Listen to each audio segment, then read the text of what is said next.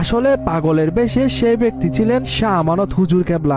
একদিন হযরত তয়েব শাহ হুজুর কেবলা বলুয়া দিঘির পাড়ে অবস্থান করছিলেন। তখনকার সময় আলমগীর খানকা শরীফ জামিয়াতে ছিল না, তখন খানকা শরীফ ছিল বলুয়া দিঘিতে। মাঝির ঘাটের একজন বড় সওদাগর হুজুর কেবলা তয়েব শাহ রহমতুল্লাহি আলাইহিকে দাওয়াত দিয়েছিলেন। তখন হুজুর কেবলা বললেন, হ্যাঁ ঠিক আছে, আমি দাওয়াতে যাব, তবে এশারের নামাজের পর দাওয়াতের উদ্দেশ্যে রওনা হব। তখন হুজুর কেবলা বলুয়া দিঘির খানকা থেকে এশারের নামাজ পড়ে তাসবিহ তাহলিম পাঠ করে রওনা দেওয়ার উদ্দেশ্যে গাড়ি নিয়ে নিজের সঙ্গী সহ বের হলেন। যখন তিনি বলুয়া দিঘির খানকা শরীফ থেকে লাল দিঘি মাঠের কোনায় আসলেন, তখন দেখতে পেলেন একজন পাগল তার হাত মোবারক দিয়ে গাড়ির সামনে থামা দিলেন। তখন হুজুর কেবলা ড্রাইভারকে বললেন, থামো, এই ব্যক্তিকে গাড়িতে তুলো। আসলে পাগলের বেশে সেই ব্যক্তি ছিলেন শাহ আমানত হুজুর কেবলা। সেটা কিন্তু আল্লাহর জিন্দা ওলি হযরত তয়েব শাহ হুজুর কেবলা চিনতে পেরেছিল। তখন তিনি ড্রাইভারকে নির্দেশ দিলেন, পেছনের দরজা খুলে দাও, এবং গাড়ির পিছন থেকে হুজুরের সাথে সফরকারী দুইজন ব্যক্তিকে বললেন, তোমরা গাড়ি থেকে নেমে এখানে দাঁড়াও,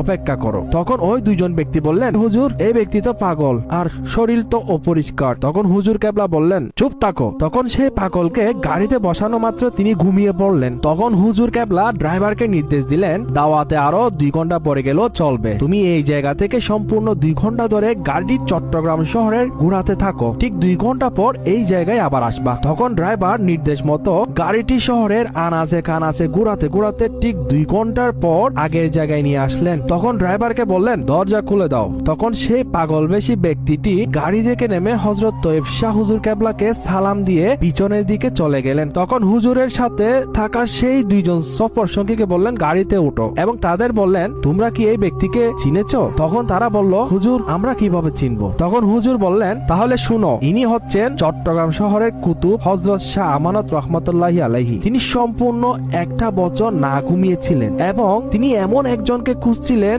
যাতে তিনি 1 বছরের ঘুম সেই 2 ঘন্টার মধ্যে পূরণ করতে পারেন। আর সেই ব্যক্তিটি হচ্ছে আমি।